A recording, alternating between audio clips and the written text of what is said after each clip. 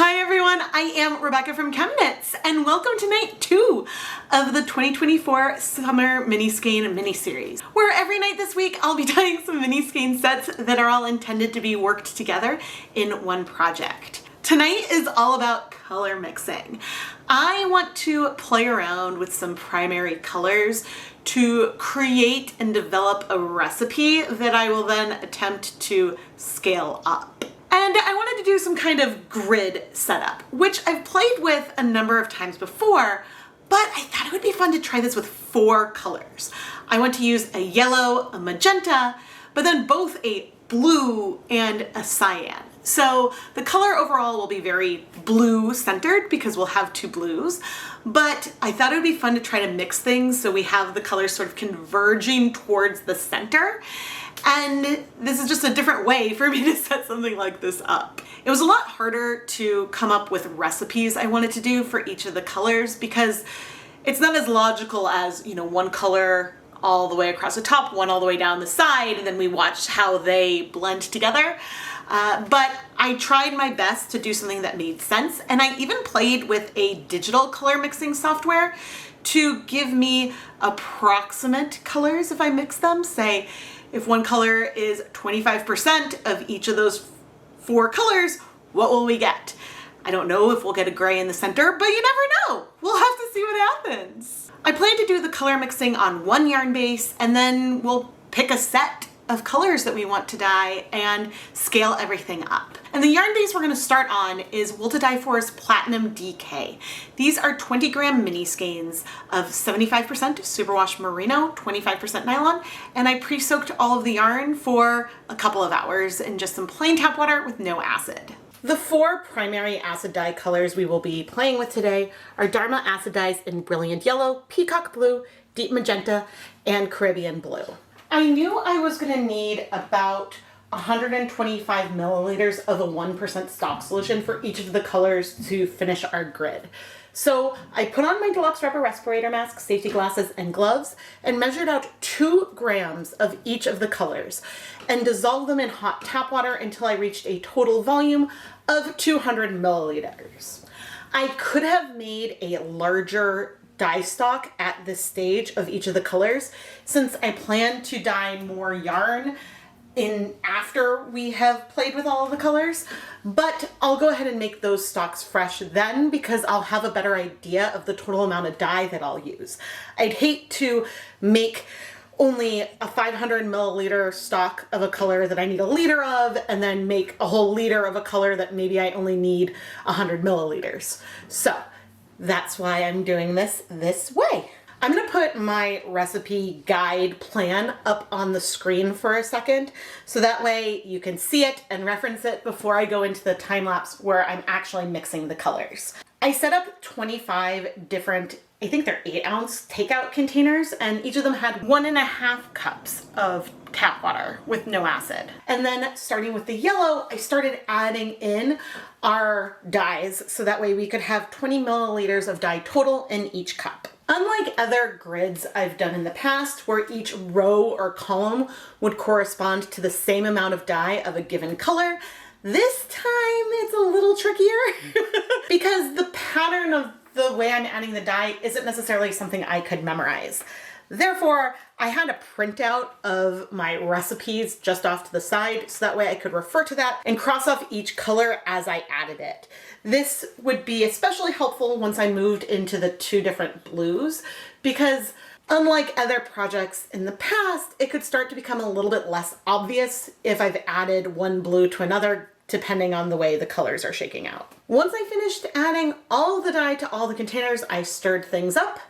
And now we'll get ready to add our yarn. I brought over the pre-soaked 20-gram Miniskeins and started adding them to the outside border.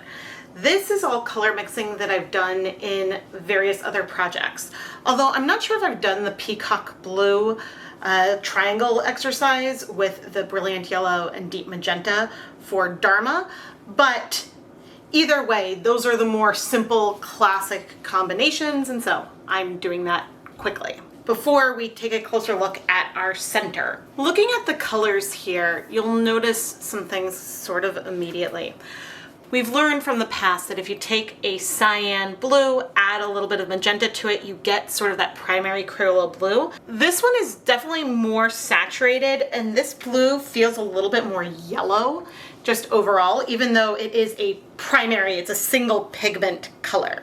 But if you look at these two colors here, these look very similar to these two because of the whole, this mixture sort of gives a similar effect to this when you're mixing with colors. And so we've seen that before. But our three greens here are not quite as vibrant as these three greens here. And I think that's because it's almost like that we put some pink in too, and so they're a little bit more muted. And I don't think I've seen or looked at it quite that way before. Now, I think things are written so that way these three are a mix from here to here and so on. I tried my best to do that, but I'm curious about the colors that we'll have down here, because I have to say that this pink and that teal look so cute together that I'm curious what this row is going to look like. Ooh, and I think this is going to be really pretty. These colors are definitely way more vibrant than what I had drawn out on my computer, but that is a-okay. Ooh, this color is feeling quite gray to me. That is interesting. I've never thought about trying to mix my own gray, but we'll pop things in a little more, and of course we'll see everything better once all the yarn is dry.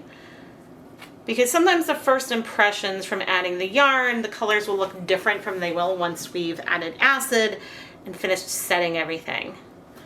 Okay. Okay, see, it's feeling more like a purpley gray. But yeah, my first impression was that it was very neutral. A very neutral color. You know, I thought that this was going to be extremely green overall. And it's got a nice balance with the greens and the purples. So that feels good. Now these minis will come out a little bit tonal. Ooh, is this almost a navy or maybe like a midnight blue? Oh my goodness. I am currently obsessed. I don't know if this is the one we're gonna do, but I'm obsessed with this progression right here. I think that that is so cool. And what's this color? I mean, the prediction was sort of a gray, and it may feel more like a muted blue when we're done, but it feels a little bit like a steely gray. Did we by accident make a recipe for a gray? And that would be a proportion of 1 to 1 to 1 of the two blues, the yellow and the magenta, which then you could also say, I could do some math and we could say, okay, well, if this blue is really 3 parts turquoise, 1 part magenta, we could do some other ratio there, but I have a feeling that this blue is stronger than that one, so it wouldn't be perfect. I am incredibly excited, but I don't want to make too many conclusions now. We'll need to make more conclusions once everything has had a chance to absorb the color. And to do that, we need to add acid. I added 1 teaspoon of white vinegar to each of the containers and then gently stirred things one more time with a spoon before putting lids on and labeling them 1 through 25. So that way, after things have sat at room temperature for a couple of days, I can put them back in approximately the correct order. With a lot of these colors, I do have experience doing this type of cold process where we're gonna let things sit at room temperature for a few days before we finally go ahead and heat set it in the end.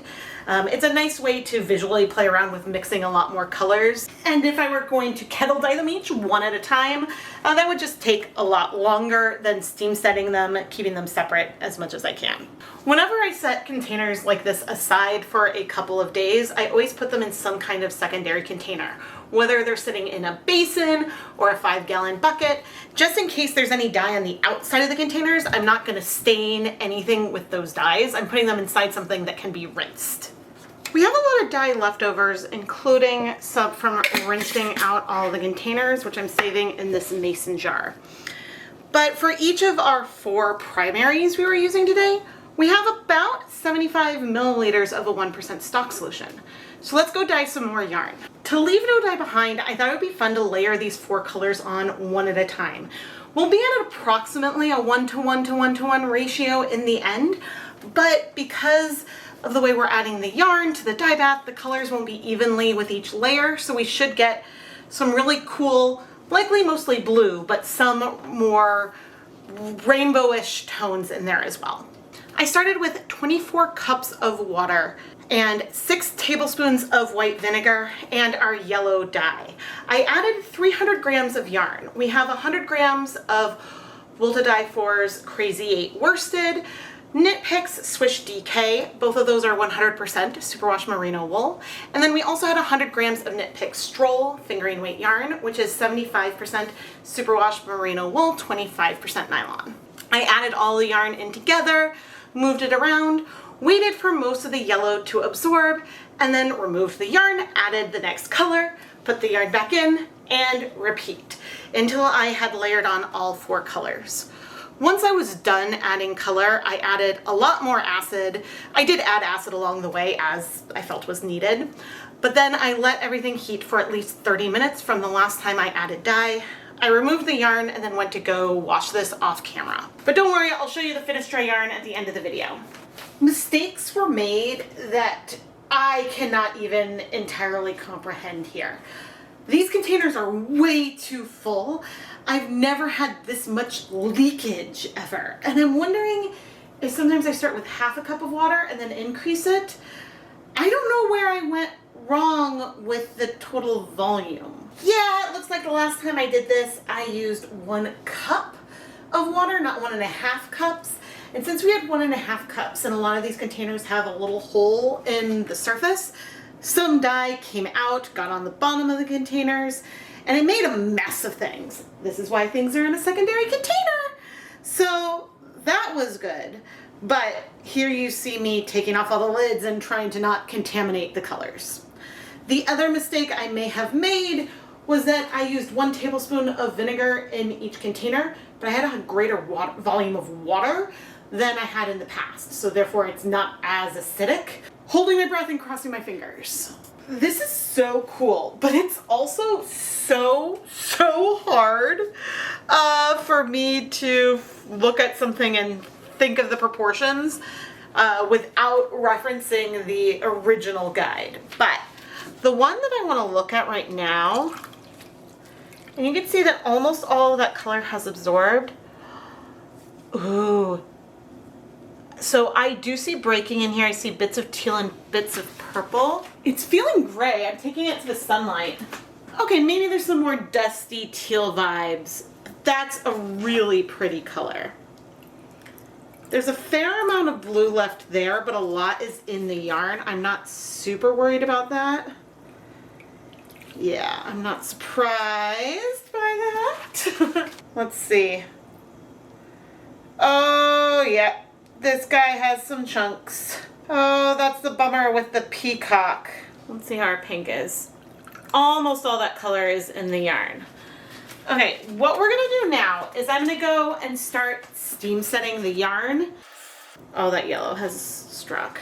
And we're gonna do this based on columns, I think, to keep each column together. Even though we may decide to keep rows together once everything is dry. I wasn't gonna worry about any dye that was left over in the containers, at least not right now. And so I removed the yarn to put into some steamer baskets. With the yellow, I put that in a little container just to avoid some color transfer as much as possible. But then once the sets started to get a little bit more subtle with the variation towards the center, I did start grouping those together into bundles of 100 grams to steam set for 30 minutes or maybe a little longer. We absolutely have some color breaking in here, which is a separation of the pigments. Things were crowded, potentially not the best mixed, and so there's gonna be some areas that are not just tonal, but you might see different hues within the skeins. But this is giving us a sense of how these colors would mix. The one thing I'm not getting easily from this is an innate feel from looking at it, how much of each color I would need to mix together to get the color that I see. What we do have, however, are a lot of very beautiful muted saturated tones.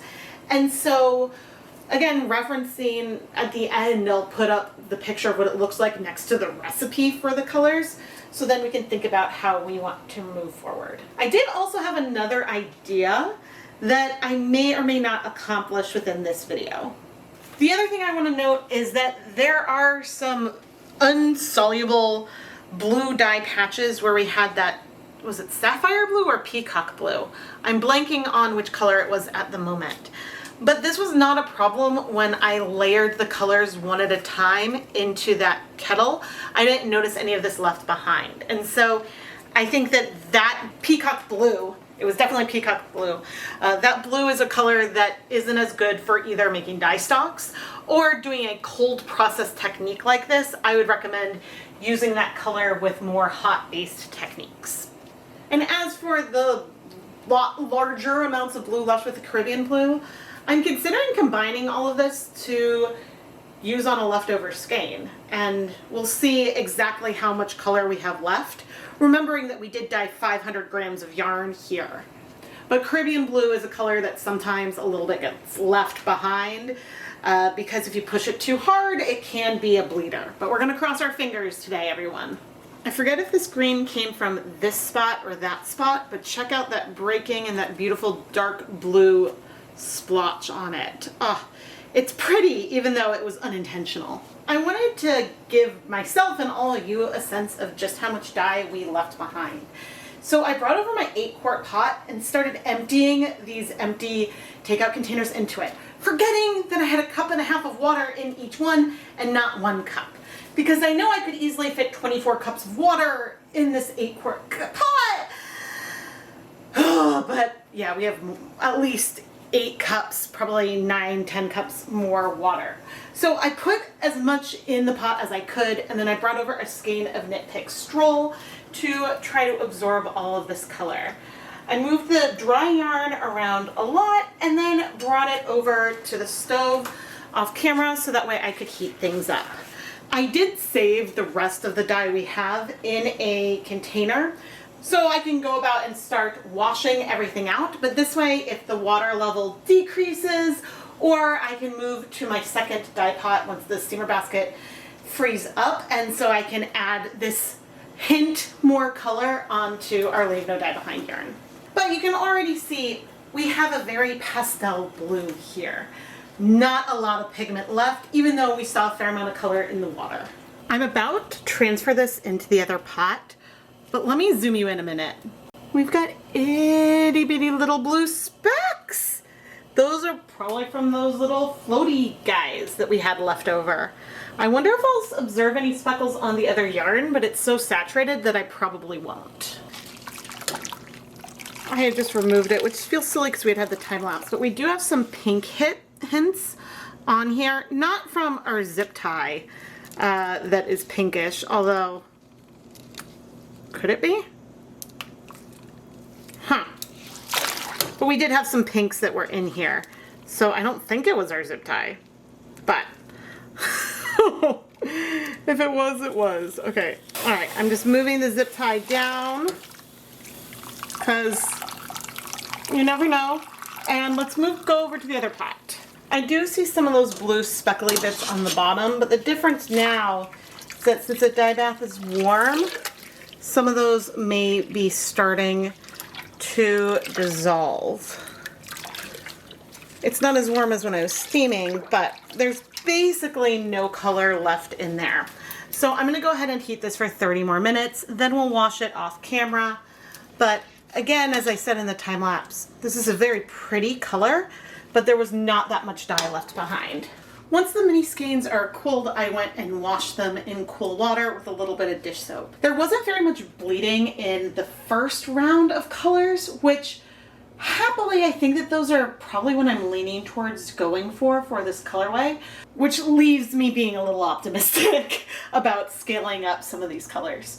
But with the second two groupings, and I did have all the minis grouped in bundles of 5 based on those vertical columns, there was a little bit more bleeding when I added some soap, but it resolved quickly with just rinses of water. I didn't have to reset anything, I didn't have to add any acid. So fingers crossed that things will be fine.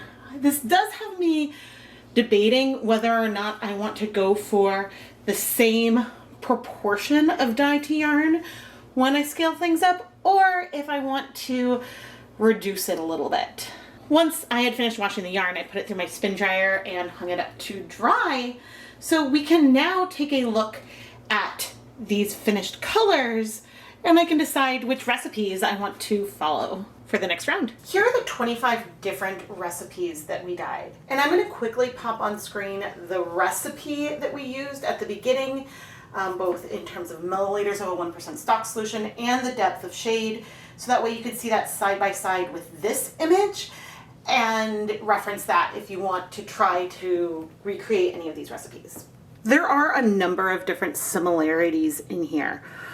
For example, this purple that is a 50-50 of our Caribbean blue and deep magenta is very similar to this purple that we got with 3 parts of our blue, peacock blue, and 1 part deep magenta. And these two colors are also pretty similar. Because if you consider that a little bit of magenta mixed with a turquoise gives you a blue. And these blues are different. Like this one is not as saturated and almost a hair more yellow.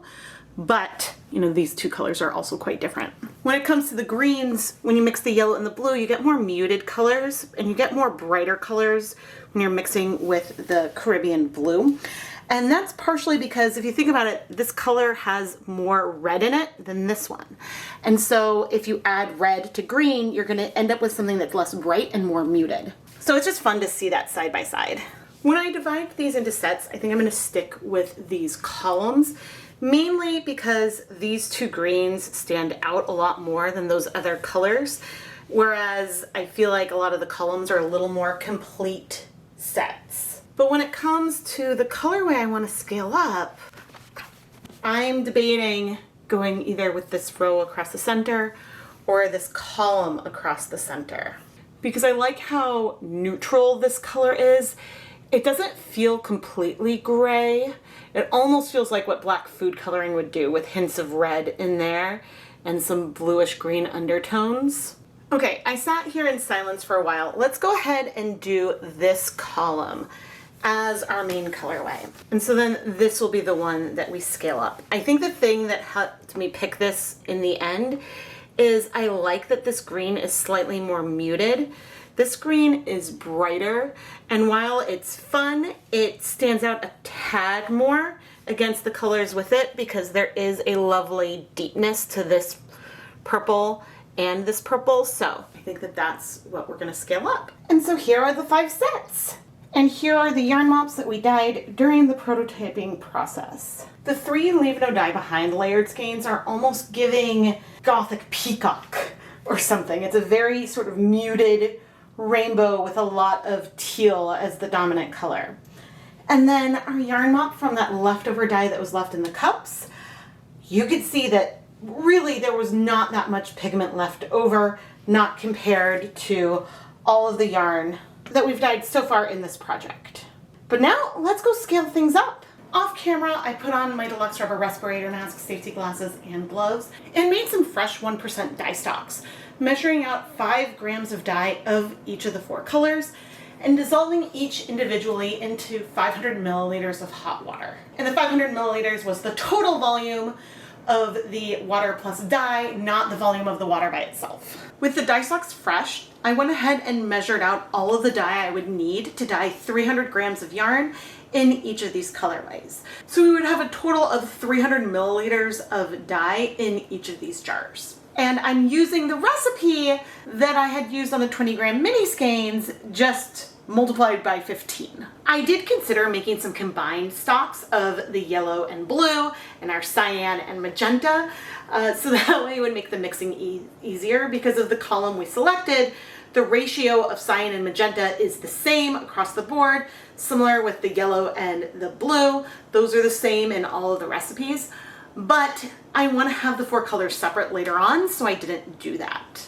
And here I'm going to show how I'm setting up the dye bath to dye 300 grams in that middle colorway where we have a 1:1 to 1:1 ratio of the 4 colors. I have 15 20-gram Miniskeins here. That's 300 grams of yarn.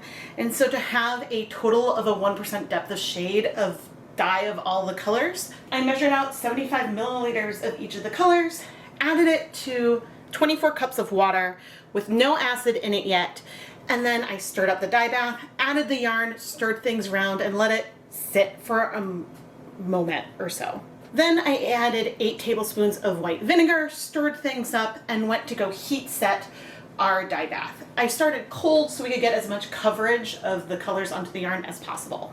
And I continued this process for the other 4 colors that I did off camera. Once I had heated the yarn for at least 30 minutes while the dye pot was hot, I removed the yarn and set it aside to cool. If there was some color left in the dye bath and I felt like it was a significant amount of color, then I let the yarn cool in the dye bath. But if the water was clear, then I just removed it and set it aside. While washing the cooled off yarn with some dish soap and cool water, I reflected on the fact that I think these colors are a little bit less pink than my prototype. And there are many places along the way where I could be introducing error.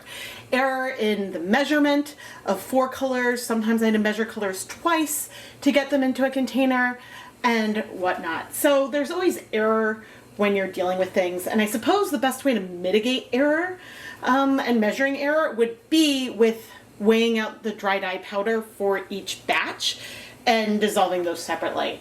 Because then you're measuring the one time versus measuring for the stock solution concentration and then measuring multiple different volumes for each container and so forth. I wanted to dye some sock blanks inspired by this project. And so I layered 2 sock blanks, 1 Knit Pick Stroll double-stranded blank and 1 Hawthorne double-stranded blank in a pan on top of each other.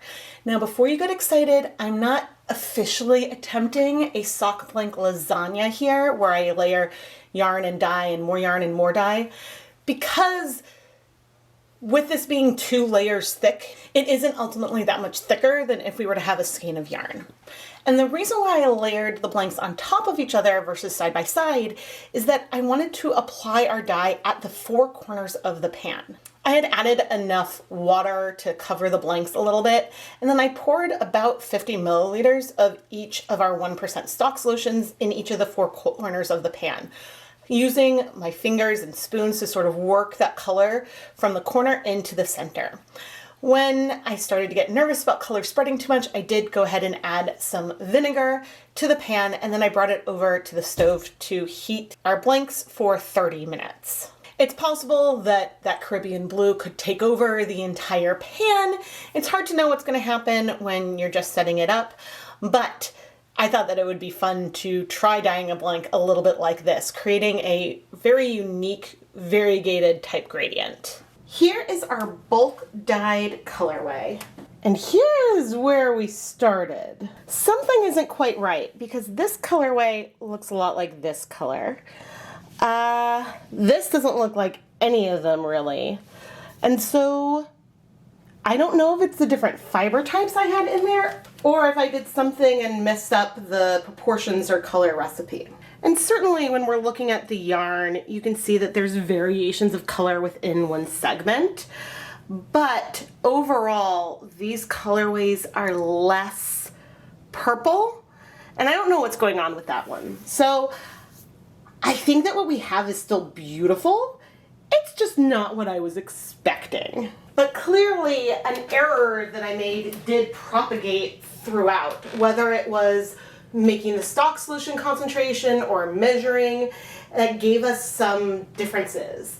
And so this is why I might caution that if you want to dye a big batch of yarn the same color, I would measure and mix all of the dye the same day from the same dye stocks. And yes, the blend of fibers could make a difference, but I think there's no question that this color right here is overwhelmingly more blue than this purple right here. And so while there are some elements in here where we can feel those reds, the balance feels different. Before I go and start twisting, I want to show off some sock blanks. And these sock blanks aren't inspired as much as from the final colorway we picked as they were by the grid itself. And this is so fun, watching the colors sort of go into the center from the corners. And I believe the Hawthorne blank was in the bottom of one. I don't know if this was the exact Stroll that was on top. I do have one more Stroll that's off camera, but having the yarn layered did not really affect the pigmentation. Since we were able to work those colors through, it was more similar to having a full skein of yarn versus minis that are more spread out in a pan. And they're absolutely beautiful. And while I'm layering colors, we have some cute yarn mops that I created along the way as well. You know, it's funny, as I look at the sets, there seemed to be a bigger difference between the colors, or the difference was more exaggerated when we saw them right next to each other. But when you're looking at the sets, things feel a lot more similar. Our colors are saturated enough that the difference between our That Yak sock and Crazy 8 DK are minimal. That oatmeal brown color we get from the yak blend isn't making as big of an impact. It has the biggest impact on this lightest green, but otherwise they're very, very similar. If we take a look again at the Crazy 8 versus our diamond sock, our silk blend, there are differences here. The saturation of the merino silk blend is less. But again, I can't say for sure if that's because this absorbed less dye, maybe this absorbed more pigment, or if they absorbed the same amount of pigment and then this one looks lighter. Because with similar yarn bases dyed with the exact same amount of dye, this might look lighter anyway. But of course it might have absorbed less. I would say a lot of the other bases that we have left feel very similar. We have a Superwash MCN, a Sparkle Sock, a worsted weight Superwash Merino, but the three biggest differences are really everything else, and then compared to our diamond and our yak. But that's typically the way it goes with at least this collection of yarn bases. If I had one that wasn't Superwash, then I would expect that to be lighter than everything else.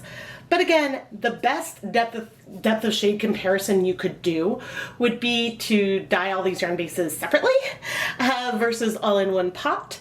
But I like seeing the same colorway on multiple different yarn bases.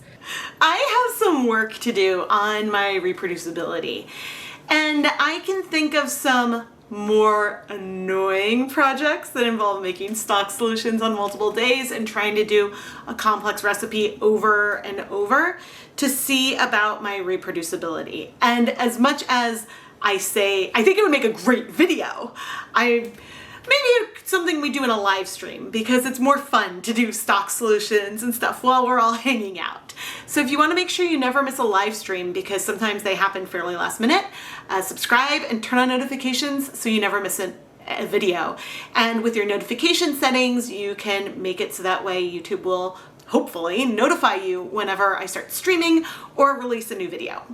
But this is not the first time that I have dyed a colorway on Miniskeins and then attempted to scale it up, and then suddenly the colors are different.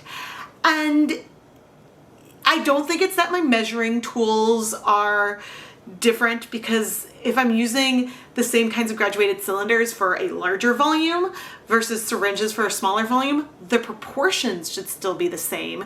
You would expect a difference maybe in the saturation, not the hue. So I think that the difference could be, well, there's one other variable I didn't talk about. It could be the stock solution, how it was mixed. I think that both deep magenta and the sapphire or peacock, whichever blue it was, I'll pop them up here, I keep forgetting. those both can have particulates that maybe could settle, and so that could be why in our last colorway we saw less pink and I think a little bit less of that blue, not the cyan. I think the cyan and the yellow were a little bit overrepresented in the way that our final colorways ended up, based on the differences with the two, like the most green and the most purple that we had. But one other huge difference could be cold process versus hot start. And this isn't the case all the time, but a lot of the times when I'm dyeing Miniskeins, I will do a cold process and heat set them after. And it's possible that when you add the heat could affect the color. I have played with some dyes in the past with swatching colors, and if I set it up cold, I see them break one way. If I play with the dye bath hot, I see something else. So it's possible that the cold process versus heating things sooner could make a difference. But I think that another time I struggled to get one of the intermediate colors to feel like the right hues. I feel like I did a cold process for all the colors both times. So I don't know for sure if that is where my issue is coming in. I do know that from one of my earliest dye stocks, and this wasn't a video, but I had a dye stock, it must have been a violet, and I had a colorway I dyed in a video and I wanted to dye some more for another customer. And in the first batch, I measured out the same amount of dye as I did in the original video, but the color was way darker. And I didn't understand what was going on, except that, oh, maybe the dye wasn't well mixed, and so this dye that was at the end of the same stock solution bottle was a lot more pigmented. And so this gave me the feeling of wanting to mix things fresh for each colorway. But again, I don't know. Maybe there was a mistake somewhere along the way that propagated and I didn't know. It looks like I measured everything correctly, but I think that if I was scaling things up for a bigger specific project in mind where I really needed those final colors to match, when I made my new bigger dye stocks, I would do a sample run on 100 grams of yarn. And I think that that would be helpful, because let's not forget that we were dyeing multiple different fiber contents at the same time. And so if one of those is absorbing more of that one blue faster than others, that could throw everything off as well. It didn't look like the hues had a lot of variation between the different sets when I had all the sets laid out, but you could imagine and hypothesize and think about so many different things. And so I know I'm babbling a little bit here, but this is where my brain is going and the wheels are spinning, because how can I do this better? And truth be told, I don't play around with recipes a lot. I enjoy mixing colors, but a lot of times I'm more likely to do it by feel until I get what I want versus trying to have a recipe and then do that same thing over and over. Any of these things could be factors, and well, I'm gonna try not to be too hard on myself, because tomorrow's video has something that is more reproducible and that I was able to recreate on different days, and so yay, that's awesome. I am Rebecca from ChemKnits, and I film things as I'm figuring out on camera, so that way you can learn from my successes and failures and mistakes, and we can all learn together. I know that I'm way more confident playing with color and yarn than I was even a year ago, because I explore more and more and I learn more and more, and really, it's a lot of fun, and so you should join the journey. There are still some Miniskein sets available in the ChemKnits Creations Etsy shop. You should go and check that out. All the yarn is packaged in a really cute way, and it's labeled with the date and episode number from the SMSMS, the Summer Miniskein mini-series, so you know which night it was dyed, and then you get a little surprise when you open it up. Because some of the nights have multiple different colorways, so you don't necessarily know which one you're gonna get. But if you're looking for other ways to support the content, and of course subscribing and watching is the biggest way you can help support everything here, you can go check out the ChemKnits Patreon. I'll have it linked along with everywhere you can find me on social media down in the video description. I'll see you here tomorrow night for night 3. Leave your predictions for what the technique will be down below. Thank you so much for watching.